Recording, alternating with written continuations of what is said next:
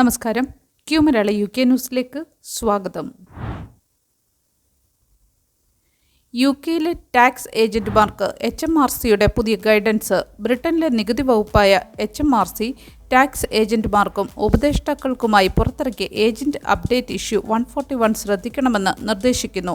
നികുതി പ്രൊഫഷണലുകൾക്ക് ആവശ്യമായ മാർഗനിർദ്ദേശങ്ങളും വാർത്തകളുമാണ് ഈ ലേഖത്തിൽ ഉൾക്കൊള്ളിച്ചിരിക്കുന്നത്.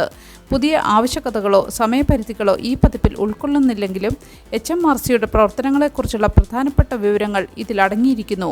അതിനാൽ ടാക്സ് ഏജന്റുമാരും ഉപദേഷ്ടാക്കളും ഈ അപ്ഡേറ്റ് സമഗ്രമായി പരിശോധിക്കണം. ഭാവിയിലെ പതിപ്പുകൾക്കായി ഇമെയിൽ ഓർമ്മപ്പെടുത്തലുകൾക്കുമായി സൈനപ്പ് ചെയ്യാനും സൗകര്യമുണ്ട്. ടാക്സ് പ്രൊഫഷണലുകൾ ഈ അപ്ഡേറ്റ് വായിച്ച് HMRCയുടെ ഏറ്റവും പുതിയ നിർദ്ദേശങ്ങൾ അറിയണം. UK ടാക്സ് നിയമങ്ങളിലെ മാറ്റങ്ങൾ പിന്തുടരാൻ ഇത് സഹായകരമാണ്. യുകെയിൽ ഇന്ത്യൻ വംശജർക്ക് 1.5 ലക്ഷം രൂപയിലധികം പിഴ. ലണ്ടനിലെ ബ്രെന്റ് കൗൺസിൽ പരിധിയിൽ പൊതുസ്ഥലത്ത് പാൻ തുപ്പിയ 2 ഇന്ത്യൻ വംശജർക്ക് മജിസ്ട്രേറ്റ് കോടതി 1391 പൗണ്ട് വീതം പിഴ ചുമത്തി. അക്ഷിത് കുമാർ ഭദ്രെ പട്ടേൽ, ഹിതേഷ് പട്ടേൽ എന്നിവർ കിങ്സ്ബറി റോഡിലും ക്ലാരൻടൺ ഗാർഡൻസിലും പാൻ തുപ്പിയതിനാണ് ശിക്ഷ. തെരുവുകൾ വൃത്തികേടാക്കുന്നവർക്കെതിരെ ബ്രെന്റ് കൗൺസിൽ നടത്തുന്ന സീറോ ടോളറൻസ് ക്യാമ്പയിനിന്റെ ഭാഗമായാണ് നടപടി. തുടക്കത്തിൽ 100 പൗണ്ട് പിഴ ഈടാക്കിയെങ്കിലും നിശ്ചിത സമയത്തിനുള്ളിൽ അടയ്ക്കാത്തതിനെ തുടർന്നാണ് നിയമ നടപടികൾ ആരംഭിച്ചത്. കോടതിയിൽ ഹാജരാകാതിരുന്ന പ്രതികളുടെ അഭാവത്തിലാണ് ശിക്ഷാവിധി.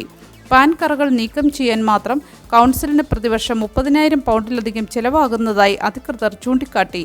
ഇത് നികുതിദായകരുടെ പണം അനാവശ്യമായി പാഴാക്കുന്നതിന് തുല്യമാണെന്ന് അവർ വ്യക്തമാക്കി.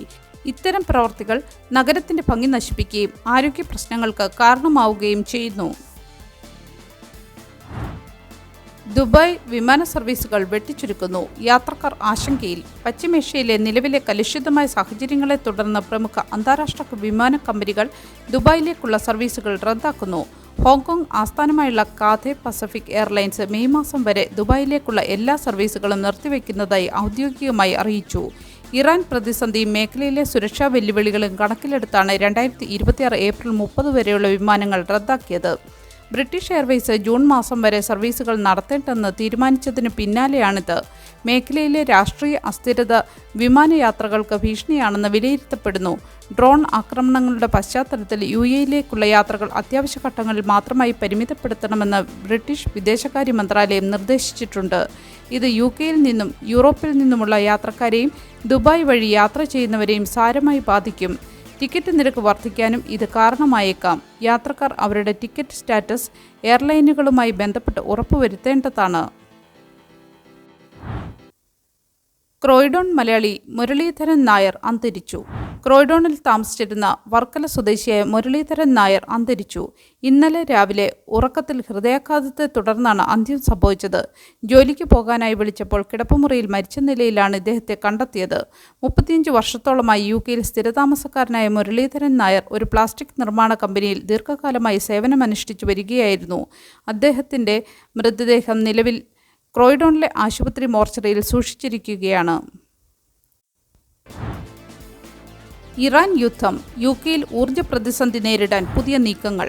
പശ്ചിമേഷ്യയിലെ സംഘർഷങ്ങളെ തുടർന്ന് ആഗോളതലത്തിൽ ഇന്ധന വിതരണത്തിൽ ആശങ്ക നിലനിൽക്കുന്ന സാഹചര്യത്തിൽ UKയിൽ വാഹനങ്ങളുടെ വേഗത കുറയ്ക്കുന്നതുൾപ്പെടെയുള്ള അടിയന്തര നടപടികൾ പരിഗണനയിൽ. ഇന്ധന ഉപഭോഗം കുറയ്ക്കുന്നതിനായി അന്താരാഷ്ട്ര ഊർജ്ജ ഏജൻസി മുന്നോട്ടുവെച്ച നിർദ്ദേശങ്ങളുടെ ഭാഗമായാണ് ഈ നീക്കം. വർക്ക് ഫ്രം ഹോം പ്രോത്സാഹിപ്പിക്കുക, കാർ പൂളിംഗ്, പൊതുഗതാഗത സംവിധാനങ്ങൾ ഉപയോഗിക്കുക തുടങ്ങിയ നടപടികളും നിർദ്ദേശിക്കപ്പെട്ടിട്ടുണ്ട്. നിലവിൽ UKയിൽ ഇന്ധനക്ഷാമമില്ലെങ്കിലും ഭാവിയിലെ പ്രതിസന്ധികൾ നേരിടാൻ ഗതാഗത വകുപ്പും ഊർജ്ജ വകുപ്പും ചേർന്ന് ഇതിൻ്റെ സാധ്യതകൾ പഠിക്കുകയാണ്.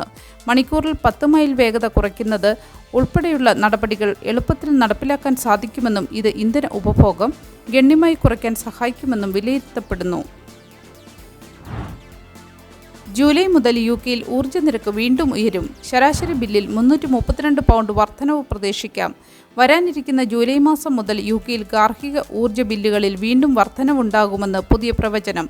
പ്രമുഖ എനർജി കൺസൾട്ടൻസിയായ കോൺവാൾ ഇൻസൈറ്റിൻ്റെ കണക്കുകൾ പ്രകാരം ഒരു ശരാശരി കുടുംബത്തിൻ്റെ വാർഷിക ഊർജ്ജ ബിൽ 332 പൗണ്ട് വരെ വർദ്ധിച്ചേക്കാം. നിലവിൽ 1641 പൗണ്ടായി തുടരുന്ന ശരാശരി ബിൽ പുതിയ പ്രൈസ് ക്യാപ്പ് അനുസരിച്ച് 1973 പൗണ്ടായി ഉയരാൻ സാധ്യതയുണ്ട്. പശ്ചിമേഷ്യയിലെ സംഘർഷങ്ങളെ തുടർന്നുണ്ടായ എണ്ണ വാതകവില വർധനവാണ് ഇതിന് പ്രധാന കാരണം. റെഗുലേറ്ററായ ഓഫ്ജം പുതിയ നിരക്കുകൾ പ്രഖ്യാപിക്കുന്നതോടെ ഇത് ഔദ്യോഗികമാകും. സാമ്പത്തിക പ്രതിസന്ധി നേരിടുന്ന ജനങ്ങൾക്ക് പിന്തുണ നൽകുന്നതിൻ്റെ ഭാഗമായി കുറഞ്ഞ വരുമാനമുള്ളവരെ ലക്ഷ്യമിട്ടുള്ള സഹായ പദ്ധതികൾ സർക്കാർ പരിഗണിക്കുന്നുണ്ട്. ഇതാദ്യമായി ഒരു വനിതാ ആർച്ച് ബിഷപ്പ്. കാൻറ്റർബറിയിൽ ചരിത്ര നിമിഷം. കാൻറ്റർബറിയിലെ ആർച്ച് ബിഷപ്പ് സ്ഥാനത്തേക്ക് ആദ്യമായി ഒരു വനിത എത്തുന്നു. I, Sarah Elizabeth Mullally, Bishop of London, elected Archbishop of Canterbury, do swear that I will be faithful and bear true allegiance to His Majesty King Charles III, his heirs and successors, according to law. So help me God. With her signature. 1400 വർഷത്തെ ചരിത്രത്തിൽ ആദ്യമായാണ് ഈ സ്ഥാനത്തേക്ക് ഒരു സ്ത്രീ എത്തുന്നത്. ഡെയിം Sara മല്ലലി നാളെ ഔദ്യോഗികമായി സ്ഥാനമേൽക്കും. ചടങ്ങിൽ കിരീടാവകാശിയായ പ്രിൻസ് വില്യം പങ്കെടുക്കും. ലോകമെമ്പാടുമുള്ള മത നേതാക്കളും 2000-ലധികം ആളുകളും ചടങ്ങിൽ സംബന്ധിക്കുമെന്നാണ് പ്രതീക്ഷിക്കുന്നത്. ഈ സ്ഥാനത്തേക്ക് തന്നെ നാമനിർദ്ദേശം ചെയ്തതിൽ വലിയ ഭാഗ്യമായി കാണുന്നുവെന്നും ഡെയിം സാറ മല്ലലി പറഞ്ഞു. നമ്മുടെ ലോകത്തിന് യേശുക്രിസ്തുവിലുള്ള സ്നേഹം, രോഗശാന്തി, പ്രത്യാശ എന്നിവ പങ്കുവയ്ക്കാൻ നമുക്ക് പ്രതിജ്ഞയെടുക്കാമെന്നും കൂട്ടിച്ചേർത്തു. നൂറ്റാണ്ടുകളുടെ പാരമ്പര്യമുള്ള ഈ ചടങ്ങിൽ ഒരു വനിത എത്തുന്നത് അവിശ്വസനീയമായ കാര്യമാണെന്ന് കാൻറ്റർബറി ഡീൻ അഭിപ്രായപ്പെട്ടു. ഹൃദ്യമായ വീക്കെൻഡ് ആശംസകളോടെ ക്യൂ മലയാള UK ന്യൂസിലെ ഇന്നത്തെ വാർത്താ ബുള്ളറ്റിൻ ഇവിടെ അവസാനിക്കുന്നു. പുതിയ വാർത്താ വിശകലനങ്ങളും അപ്ഡേറ്റുകളും അറിയാൻ എല്ലാ ദിവസവും കാത്തിരിക്കുക. പ്രധാനപ്പെട്ട അറിയിപ്പുകൾ ലഭിക്കാൻ ബെല്ലൈക്കൺ എനേബിൾ ചെയ്യുക. ഫേസ്ബുക്ക്, ഇൻസ്റ്റാഗ്രാം, യൂട്യൂബ് എന്നിവയിൽ ക്യൂ മലയാള UK ന്യൂസ് ഫോളോ ചെയ്യണമെന്നും അഭ്യർത്ഥിക്കുന്നു. നിങ്ങളുടെ പിന്തുണയ്ക്ക് നന്ദി. ഈ വാരാന്ത്യം സന്തോഷം നിറഞ്ഞതാകട്ടെ.